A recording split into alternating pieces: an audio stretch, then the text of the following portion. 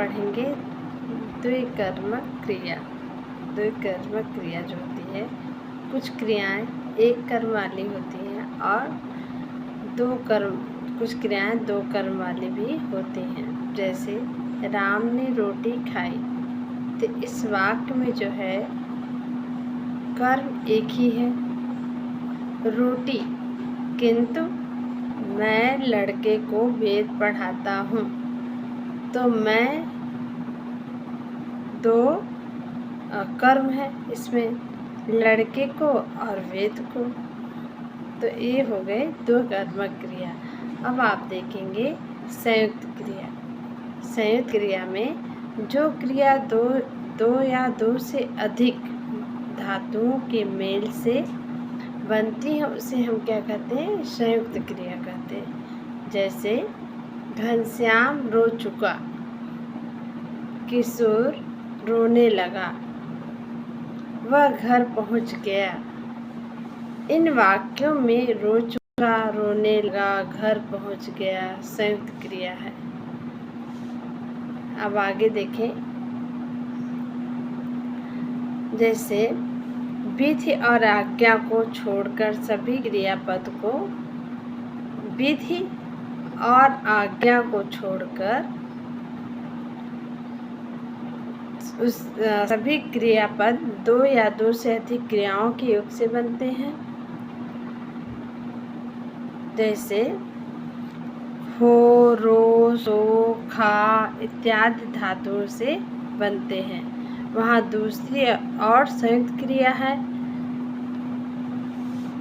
होना, आना, जाना, रहना, रखना, उठाना, लेना, पाना, पढ़ना, डालना, सकना, चुकना, लगना, करना, भेजना, चाहना इत्यादि जो क्रियाओं के योग से बनती हैं। अब आप देखेंगे इसके अतिरिक्त सकर्मक और अकर्मक दोनों प्रकार की संयुक्त क्रिया भी बनती हैं। जैसे अकर्मक क्रिया से जैसे लेट जाना, गिर पड़ना, और सकर्मक क्रिया से जैसे क्या होता है? बेच लेना, काम करना, बुला लेना, मार देना। संयुक्त क्रिया की एक बहुत बड़ी विशेषता यह है कि उसकी पहली क्रिया प्रायः प्रधान होती है और दूसरी उसके अर्थ में विशेषता उत्पन्न करती है। इसमें पहली क्रिया जो होती है प्रधान होती है और दूसरी क्रिया जो होती है उसकी विशेषता को प्रकट करती है। जैसे मैं पढ़ सकता हूँ, जैसे मैं पढ़ सकता हूँ, इसमें सकना क्या है? क्रिया पढ़ना क्रिया के अर्थ में विशेषता उत्पन्न करती है। हिंदी में संयुक्त क्रिया का प्रयोग अधिक होता है। संयुक्त क्रिया के आप देखेंगे भेद। अर्थ के अनुसार संयुक्त क्रिया 11 मुख्य भेद हैं। कौन कौन से हैं? 11 मुख्य भेद हैं। आरंभ बोधक, समाप्ति बोधक, अवकाश बोधक, अनुमत बोधक, नियतता बोधक। अब देख लें 11 क्रिया, नोट कर लें कौन कौन से हैं।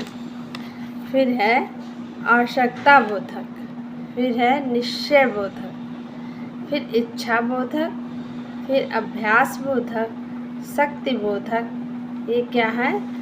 पुनरुक्ति संयुक्त क्रिया क्या है? इसके 11 भेद हैं। अब 11 भेद की कुछ विशेष भी देखते जाएंगे। अर्थ के अनुसार संयुक्त क्रिया 11 मुख्य भेद हैं।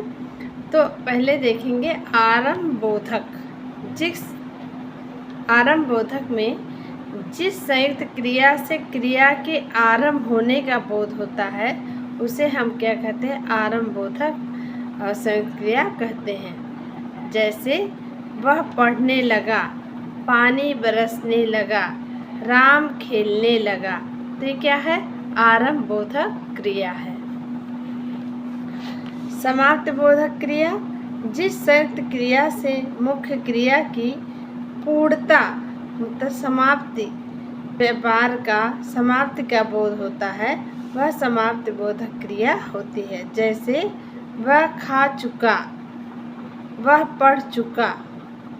धातु के आगे चुकना जोड़ने से समाप्ति बोधक संयुक्त क्रिया बनती है।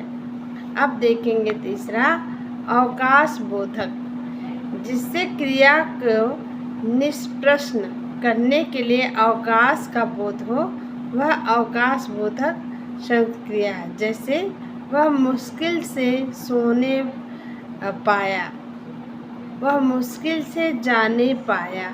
यह क्या है? अवकाश बोधक क्रिया होती है। अब देखेंगे अनुमति बोधक, जिससे कार्य करने की अनुमति दिए जाने का बोध हो, उसे हम अनुमति बोधक संयुक्त क्रिया कहते हैं। जैसे मुझे जाने दो, मुझे बोलने दो। यह क्रिया देना धातु के योग से बनती है। अब नियतता बोधक, अब जिससे कार्य की नियतता, उसके बंद न होने का भाव प्रकट हो, और नियत बोधक संयुक्त क्रिया है। जैसे हवा चल रही है, पेड़ बढ़ता है। ये क्या है? नियतता बोधक क्रिया होती है। जैसे अब आगे देखें, आवश्यकता बोधक, जिससे कार्य की आवश्यकता या कर्तव्य का बोध हो, वह आवश्यकता बोधक संयुक्त क्रिया होती है। जैसे वह काम मुझे करना पड़ता है, तुम्हें यह काम करना चाहिए।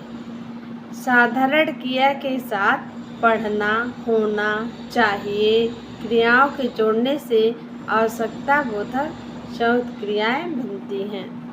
अब देखेंगे निश्चय बोधक, जिस संयुक्त क्रिया से मुख्य क्रिया के व्यापार की निश्चयता का बोध हो, उसे निश्चय बोधक संयुक्त क्रिया कहते हैं। जैसे वह बीच में ही बोल उठा, उसने कहा मैं मार बैठूंगा। वह गिर पड़ा, अब दे ही डालो। इस प्रकार की क्रियाओं में पूरा और नियतता का भाव वर्तमान है। अब आप देखेंगे इच्छा बोधक, इससे क्रिया के करने की इच्छा प्रकट होती है। जैसे वह घर आना चाहता है, मैं खाना चाहता हूँ। क्रिया के साधारण रूप में चाहना क्रिया जोड़ने से इच्छा बोधक संयुक्त क्रिया बनती है। अब देखेंगे अभ्यास बोधक, इससे क्रिया के करने के अभ्यास का बोध होता है। समांतर भूतकाल की क्रिया में करना क्रिया लगाने से अभ्यास बोधक संयुक्त क्रिया क्या होती है? बनती है। जैसे वह पढ़ा करता है, तुम लिखा करते हो, मैं खेला करता हूँ। अब देखेंगे शक्ति बोधक, इससे कार्य करने की शक्ति का बोध होता है। जैसे मैं चल सकता हूँ, वह बोल सकता है। इससे सकना क्रिया जोड़ी जाती है। अब देखेंगे पुनरुक्त क्रिया संयुक्त क्रिया, जब दो समानार्थक अथवा समान ध्वनि वाली क्रियाओं का संयोग होता है, तब उन्हें पुनरुक्त संयुक्त क्रिया कहते हैं। जैसे वह पढ़ा लिखा करता है, वह यहाँ प्रायः आया जाया करता है, और पड़ोसियों से बराबर मिलते जुलते रहते हैं। तो ये होता है पुनरुक्त संयुक्त क्रिया। अब नेक्स्ट वीडियो में आप देखेंगे सहायक क्रिया, कौन कौन से सहायक क्रिया होती हैं। जय हिंद।